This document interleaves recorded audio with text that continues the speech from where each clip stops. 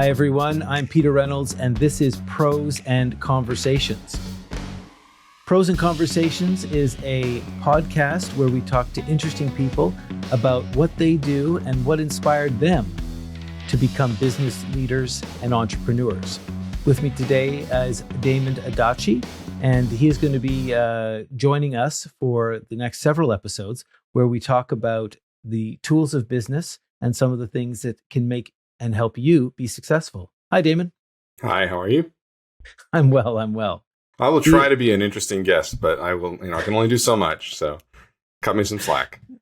We set the bar very high here, and I cannot make any guarantees there. Our audience is very discerning.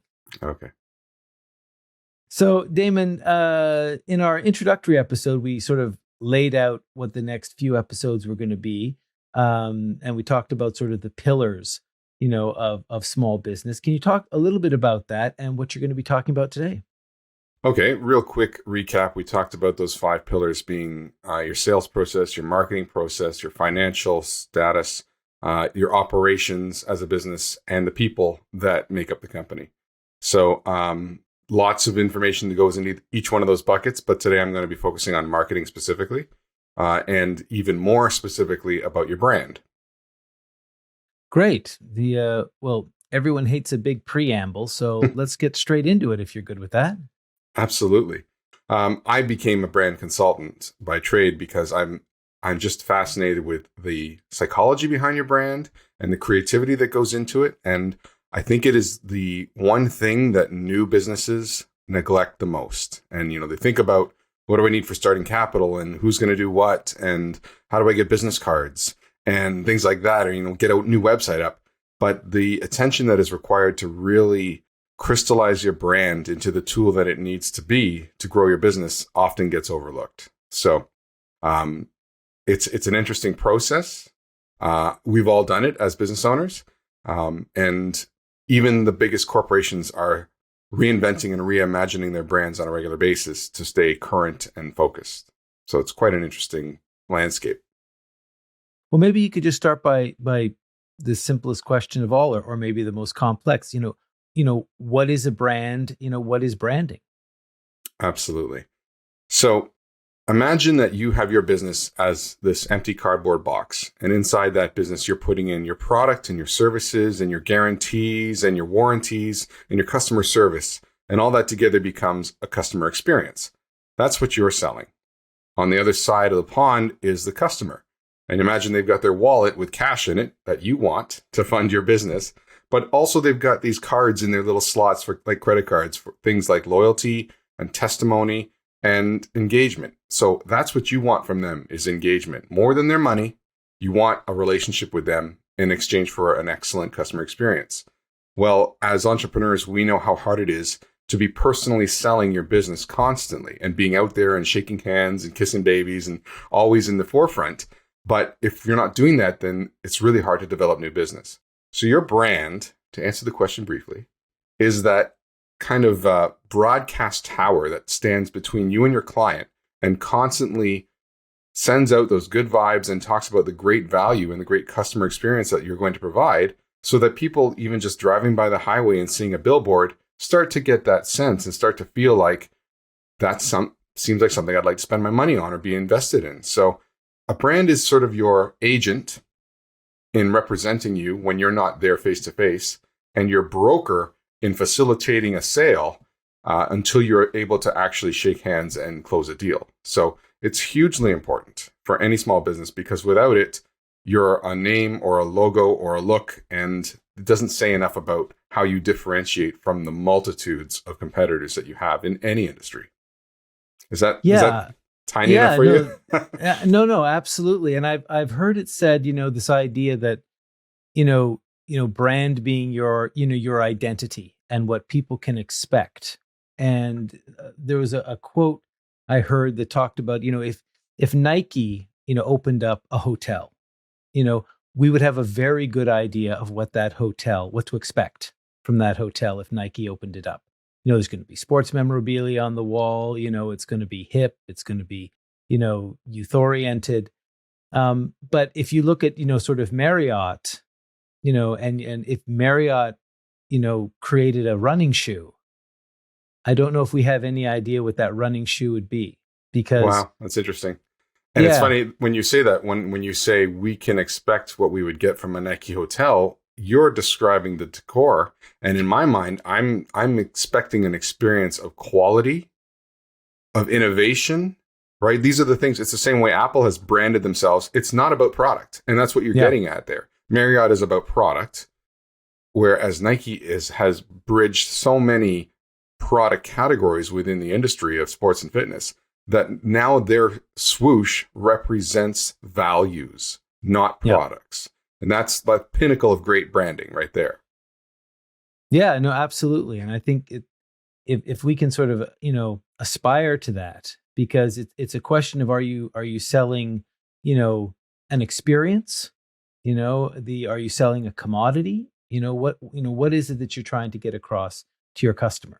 Well, let me ask you something. What was the last big spend you made? You don't have to divulge that it was, a $10,000 barbecue or anything. But in your mind, when you think of the last big spend, did you buy on price? No. The and I, as soon as you said, because I bought an Apple a laptop. That was my last big spend. And a lot of most logic would say that a PC is going to be cheaper. It's going to do everything that I want it to do. But I have grown to trust the Mac brand. I probably started to be honest with you, when I was younger, the sexiness of it. I wanted to be an Apple guy. I like the idea of that, particularly in the video industry. It's a big thing. But then as I started to use it, I really began to trust the brand and trust the service. Right. And so, price was not a consideration. You're absolutely right. Because you're buying on customer experience, and that's 95% of our decisions. Honestly, you can buy a 99-cent bag of chips and you're going to just regret not spending the extra dollar, because those are terrible chips. And if you can't really even enjoy the chips, then you've thrown $1 away, right? So, right down to the smallest spend, you still buy on the expectation of the customer experience based on the brand. So if you're not developing that as a small business, then you're leaving out a key ingredient for your success. A lot of people say, well, I like purple, so I want my logo to be purple. Great. How does that translate into any engagement or value statement to your market? Really, you have to do a whole brand development exercise of identifying your key values that you offer, features and benefits, and then translating that into a statement, a value statement, and then trying to formulate a visual representation of that statement. That's a multi-step, very involved process, rather than going on to Fiverr and saying, hey, I need a logo from my mechanic shop, and getting, a picture of a wrench and a wheel. Done. And I would think that because there's a difference between brand and logo, there's and I think people do when they think of their branding, almost like, because the word brand, you think of, cattle, being branded, right, with the logo of the ranch that they belong to. So this idea of, if I can just come up with that swoosh, my business is going to take off. Right. And it's not a graphic element that makes that happen, right? It's the whole process behind it. So when I deliver seminars about brand, I always ask my audience, when you hear the word brand, what are some words that come to mind? And you hear things like slogan, you hear things like logo, identity, you hear things like color scheme, and there's a lot going there. In reality, your brand has two sides to it: a visual component and a message component, the look and the feel, the words and the images. So even things like your podcast is part of your brand. It contributes to your brand. Your radio ads have no visual component whatsoever, but they help spread your message, right? So when you say things like your logo, your letterhead, your business cards, your employee uniforms, your packaging, they are all elements of your visual brand. And then your engagement with your market through your events, through your media presence, through your tagline and slogans and, the content on your website, that's your message brand. And when you bring them together, that's all of those elements. So, people think of all the factors of a brand as their brand, but it's all pieces of the bigger puzzle. I'm wondering, for those people listening, who are maybe starting the process, and I think that, very often the first thing people think of is the name of their company, and the logo. You're just as you said, having that wrench, finding that perfect, pick art, Yep. which they can use.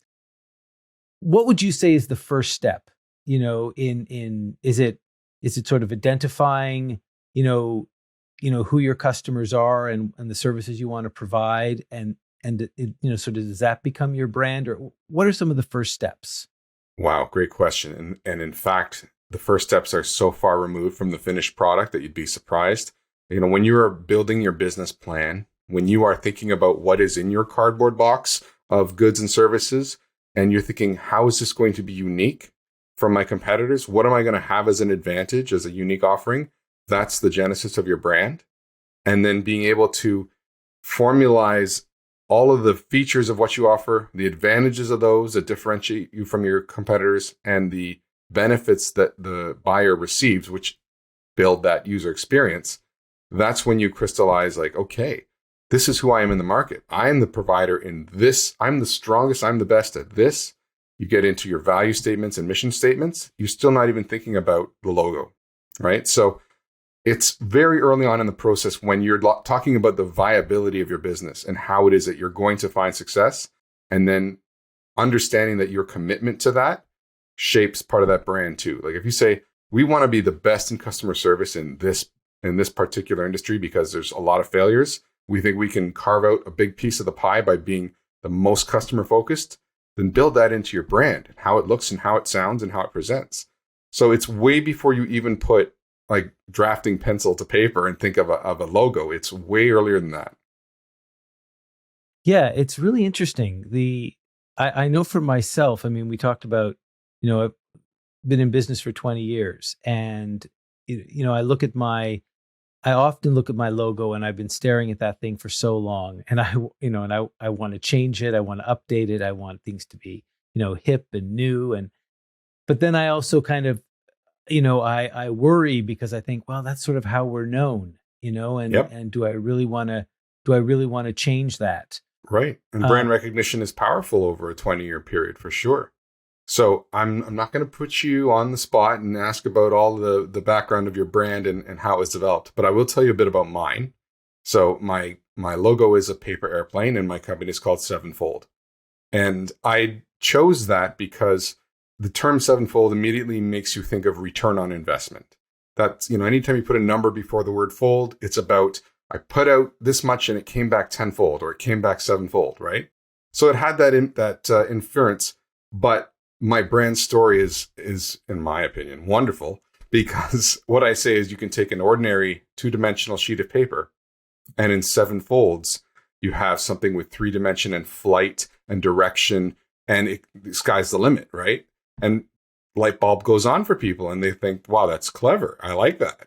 And it demonstrates my creativity in the way I approach my business and my vision and things like that, right? So, For the Record Productions is an excellent company name because it's talking about, capturing For the Record. And what would you put on record is your very best. That's what you would want in the end. But hey, give me some more insight into what goes behind that brand name. People want that. So, absolutely. So I started this company with my father 20 years ago, and he had a television show on CBC called The Disability Network, which was the first television show in North America written and produced by people with disabilities. And from that show we sort of saw this need that, there were all these groups out there, whether they were minority groups or people with disabilities, that weren't being served by traditional media. And we thought, what if we started a company that's goal, was to sort of give voice to those individuals and those organizations. So our original tagline, as it were, was using video technology to serve people and groups neglected by other media. and it was for the record. This, it came from a kind of a news and current affairs sort of background it was about the facts and getting the facts right and getting them out there. And so that's sort of how the company started. And we worked primarily with nonprofits and primarily with disability groups. And it's interesting because our focus has changed in some ways over the years, which is sort of interesting because we would always be focused solely on marketing to nonprofit organizations and charities. And that was our primary focus because that's what we did. We were sort of making videos that made a difference and we were working to that goal. Great. The challenge. Thank you. The challenge is that we were marketing to people with no money. Right. And, invariably charities were looking for donations or, groups these were sort of small organizations. They did not have any money. And it was a very challenging to sort of find those organizations that did have money, that did have a sort of an ongoing source of income. Now, we sort of shifted then to start to focus on like membership driven organizations because, they basically, had a budget, they had a communications department, they had a budget to be able to do these things. So like associations and things like that. Exactly. So but it's definitely been a challenge because every so often I do think, well, maybe I should focus more on the corporate side, but that kind of corporate style video, commercials and things, that is not what we excel at. Right. We excel at, sort of day in the life, documentary style, having people tell their own story in their own words. That is the kind of work that we excel at. Well, you excel in what you're passionate about. And, first of all, I congratulate you for being so progressive 20 years ago to be serving an underserved market. But also, in my experience in working with nonprofits and associations and organizations like that, I get way more fulfillment out of knowing I'm making a difference for my clients and not being so concerned about bottom line profit. And that's when you do your best work, right? So perhaps that's something to investigate with your brand to say, is that message getting through? Is it clear to people that we do what we love and we're great at it and we want to make a difference for our clients more than we provide slick, professional, commercial style, Oscar award winning video. That market is being served already, right? So as your business evolves, your brand should evolve with it. But at the core, your business hasn't changed because you're focused on delivering value to markets that need the most help and that make a difference for them in a significant way. So in terms of visually updating, you'd mentioned to me off camera about how companies like CIBC are refreshing their look, and companies like Remax have done the same thing in recent years. They keep a core feeling, whether it's a color scheme or a general use of some graphic elements so that they retain that recognition. But I think if you saw a Remax logo on a for sale sign today, you wouldn't even recognize that it had been updated until you saw it against the old version. But they've modernized their typeface, they've cleaned up their lines, they've made it more crisp and modern, and they're trying to keep pace with all of the new purple bricks and independents that are out there, right? So, it doesn't hurt to keep your pulse fresh with your brand and make sure that you're keeping it dynamic and on point and in style. I mean, I drive around and see in some industrial complexes the 60s logos that are still on buildings, and I cringe and I think I got to call these people because that logo is out of the 60s and it shows, right?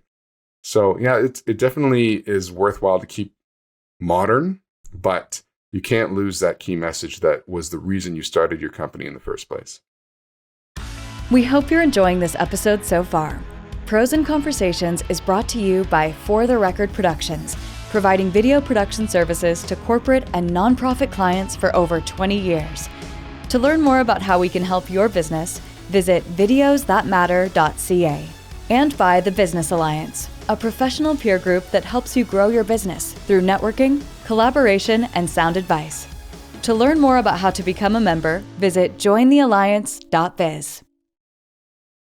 Yeah, I think that, being true to who you are and then making that decision really when you're starting your business, figuring out what that is, and then everything follows from that. The logo, the design, everything follows from that. Right. In terms of branding, so once you sort of figured out what your brand is going to be, how do you go about marketing that brand? Because I know they talk about brand marketing and they talk about direct marketing, Right. And maybe you could talk a little bit about that. Well, to differentiate those two, brand marketing is about exposure. It's about sponsoring. It's about promoting. It's about being at a trade show when we actually had live events, where you're just a face in the sea, but you need people to have registered it and remembered it so that when you have the chance to do more direct marketing, there's recognition. In terms of how you take a brand to market and how you go to market, it evolves. You start with the logo, right? You start with that piece once you've done your homework on what it is it needs to say. And then you blow it out into a full design palette that would, show up in your stationery and in your PowerPoint presentations and in your brochures. You want that same style to be consistent. So that kind of draws right into the key tips on how to make a brand strong. Visually, you want to have clarity. It has to be, you see it initially and you get it right away. It's not like an optical illusion where you've got to sit and study it and figure out what it is you're looking at.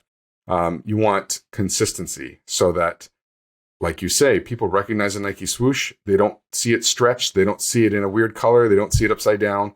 They see it consistently every time because that speaks to your ability to deliver consistently on your value. And professionalism is the last key point for your visual brand. There's a rampant cancel culture out there, as we all know. And if you are even slightly leaning into something that isn't going to be well accepted and professional, then you're definitely at risk. On the message side of your brand, you kind of want to root it in some key things like truth, integrity, and community. Because if people think that you're just in business for your own profit, then they will never really want to be engaged, right? They'll say, what's in it for me? You're giving me a product. I'm giving you my cash. That's it. Relationship is over. I'm not going to tell you what I want next. I'm not going to tell other people about what great things you do, right? I'm not going to be engaged to be one of your, following in one of your communities. So you have to always be truth rooted in what you tell people about your brand with integrity and with a design to build a community, because that's how you foster longer term success as a business. So I know it's a lot to process in just a podcast version without any visuals, but you want your brand to be clear, consistent, professional, rooted in truth, integrity, and building community. Yeah, I like the building community, this idea of, you don't necessarily need to appeal to everyone. That, that you can, this idea of that you build a community of people who want to, support what you're doing, see what you're doing as kind of something that that's part of their identity. Exactly. I think of kind of local coffee shops, that they almost go out of their way to be the antithesis of a Starbucks, because they know there's people out there that will appeal to. Yes, and you want grassroots growth because that's how you stay on the pulse of what your market wants, right? You offer that niche market coffee house and people will say, here's what I love about this. And they'll be engaged with you and they'll tell you, what you guys need is, and they help you figure out how to serve them better and more and longer. And you don't get that by just, hawking something online and, trying to sell the next viral product that there's no engagement with the brand and there's no community, like you say, of like-minded individuals. I mean, we're in this global economy now, right? So your community can be global if there is a niche interest or need. And if you can serve that globally, you can be very successful, even at a small business level, to completely meet those needs and develop a strong, loyal following of consumers. It's very exciting. Absolutely. I know that's something funny enough I learned from you when I started the networking group, and we were talking about, who are you marketing to, and getting new customers. And I think that there's this sort of this, infinity approach of, I want as many customers as I can get. Why would I not want more customers? And, as you had said, in the type of business that you have, you don't want 1,000 new customers. You want 5 really good customers. And it's absolutely true that this sort of scattershot approach that I might have been doing before in terms of marketing is absolutely not the way to go. You want to very specifically target, in my case, in any way. Yeah, part of that is your operational ability to handle 20 new customers at once. You probably can't, right? And you think of it selfishly that way. Well, what I really want is 3 copies of my best client, right? On the other hand, take yourself out of your self-involved view as a businessman, which we all love, and think about it from your client. And if you were marketed to in a way that was a mass shotgun marketing approach, like the real estate agent that drops off flyers at every house on your street, you quickly realize they are just grabbing at whatever they can get. And you're not going to get that personalized, invested kind of customer experience, because that's not what they're selling. They're selling a fishnet, catch whatever you can, come one, come all, and I just want to churn you through to the next customer. So it's funny that even your marketing approaches speak volumes about your brand and the values that you have as a company. So back in the day when it was faxes, oh my God, can you believe we're talking about this? But people were sending out 20,000 faxes through machines overnight as marketing. Yeah. It's like, that is doing more to destroy your brand in sketchy, black and white, annoying, which is now, email marketing, what it was become in that sense. It's doing more to destroy your brand and what you represent in value than do anything to develop business. 100%, 100%. I think, there's those flyers we get every day, or the phone calls, we all get for duct cleaning services. And, they are eventually going to hit somebody who just happened to say, gosh, we need our ducts cleaned today. And that phone rings. And, that's what they're counting on, because for them, it's just about volume. It's just about, can I get the job and get out? Right. And I'm always fascinated, and I think we can probably get into this more later in the series, but that those sort of businesses out there that don't really care about repeat business, that, and I often think about some of these specialty restaurants, that are, or places that are in touristy areas, that the food is not very good, but it's a theme restaurant. People go there for fun. They do it once, they never do it again, but they know that they've got people coming in right behind them, and how unusual that is, that I don't know, I always found that fascinating. Yeah, it's interesting to me that when we think of the Business Alliance group that we belong to and the members that we have, so few, if any of those, I can't really think of one off the top of my head, is a transactional business, like a locksmith or a exterminator or something where it's an at-need service, which, like you say, is just transactional. I need as many as I can get this month and get them out the door. We are relationship building businesses, almost to a man and woman in the group. And that requires, that real attention to the customer experience and developing loyalty and developing testimony from your clients and a much higher level of engagement, which is how, your brand represents you in trying to foster those great things that your clients can offer you. Transactional versus personal. It's interesting because just as you said that out loud, you were saying transactional, and I started to think of the businesses and vendors that I use. And what I'm seeing now is transactional companies trying to become more personal. And they've recognized that. And an example that happened recently was Mr. Rooter.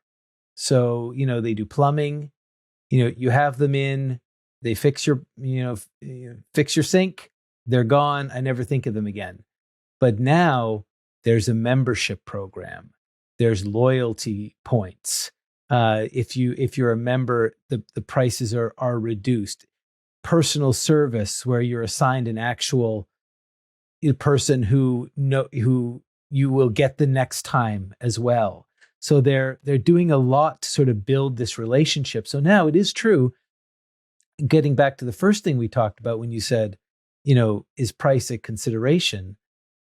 Yes, it is, but I am much more likely to go back to them because they will say my name when I call them. Right. They know my house.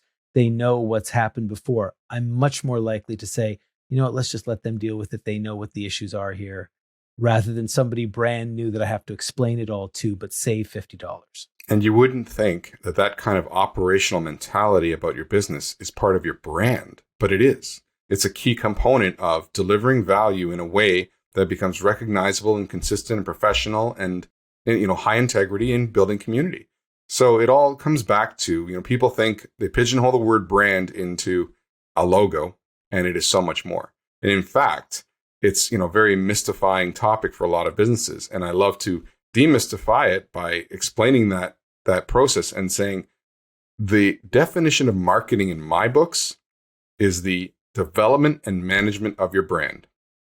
And that is very separate from sales. Sales and marketing get lumped together lots of times in lingo. They are diametrically opposed in most businesses because salespeople say, hey, I'm on the front line. I know what my customer needs. Just give me what I need. I'll do the talking. And marketing says, this is what you should be saying to represent our values appropriately. Right? And sales goes, that's not going to get me the sale. Like, you got to understand, I'm here on the front lines. So they end up competing a lot of cases within companies. So marketing is more about, let's get the messaging right and the values right and communicate them cleanly and properly and consistently throughout our organization. And sales is more about, personal relationships and customer relationship management and being the face of the brand, right? So, it's challenging to manage all of this at once, but I love the sense of saying marketing in a box, in a term, is the management and development of your brand. I mean, it's fascinating. Obviously we could talk about this for hours. Before we finish today's episode, I thought I'd mention 5 fun facts about the world's biggest brands. And these are some fun ones that I found online. And they talked about Coca-Cola's logo can be recognized by 94% of the world's population. I mean, that's mind-blowing. And it's never changed.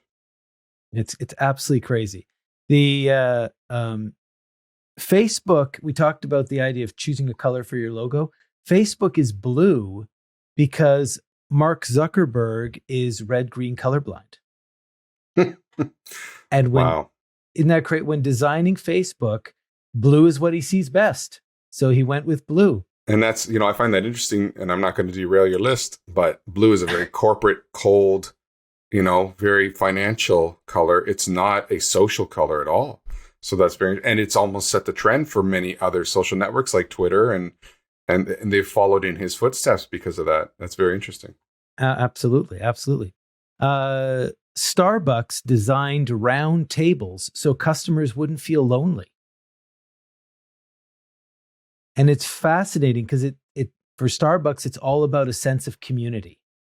This idea, it's not so much about, the coffee, it's about that coffee culture that they foster. Is that why their logo is round too? So drop right onto the table? I would not be surprised, but it's funny. I was talking about it with my wife and saying, because if you have a square table, there's 4 spots. Right. And if you're the only one sitting there, it's pretty obvious where are the other 3 people. Why are you sitting there by yourself? Loser. Yeah, exactly. But the sort of the round table is, it can be for one, it can be for many.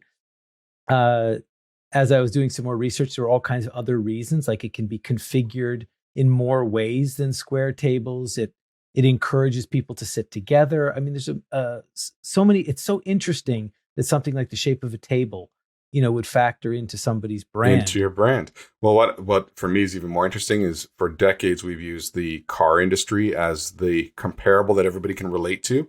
But when you think of the coffee industry and how we've gone in 20 years from 99 cents to $8 for a coffee, on this day in 2022, it's $8 for those people listening when it's going to be $12. But like that takes a massive shift of mentality in your entire market to get away with that when you're not offering anything better except an experience with round tables. Exactly. So here's another one. So Kentucky Fried Chicken became KFC to downplay the fried to more health-conscious customers. That is the number one reason why I got into branding. That kind of psychology and playing with people's perceptions is exactly why I love branding and marketing. It's amazing. To this day, there are kids, my kids included, who wouldn't be able to tell you what KFC stands for. That's ridiculous. It's amazing. No, I love it. I love it. This is the same thing for me. I know it's not on the list, but this is something that blew my mind was when I saw when McDonald's had McDonald's pizza. And I would walk by these giant billboards and it was just the word pizza, but the Z's were McDonald's M's turned on their side. And I remember going, genius. You don't need to say anything else. You know exactly what it is. Yeah. And that kind of stuff just totally gets me going. And the last one is, and you might not be aware of this, Damon, but that 1 in 10 Europeans were conceived on an IKEA bed. It doesn't shock me at all. It doesn't. I recently heard that the number one publication worldwide year over year is the IKEA catalog. More than the St. James Bible or anything like that, more than any professional text, the number one printed publication by volume every year is the IKEA catalog. Well, thank you so much for sharing your insights with us, Damon. It's been a great conversation. Well, it's been a pleasure to be here. Thank you. Damon Adachi is the marketing consultant with Sevenfold Marketing. I'm Peter Reynolds, and thank you for listening to Pros and Conversations.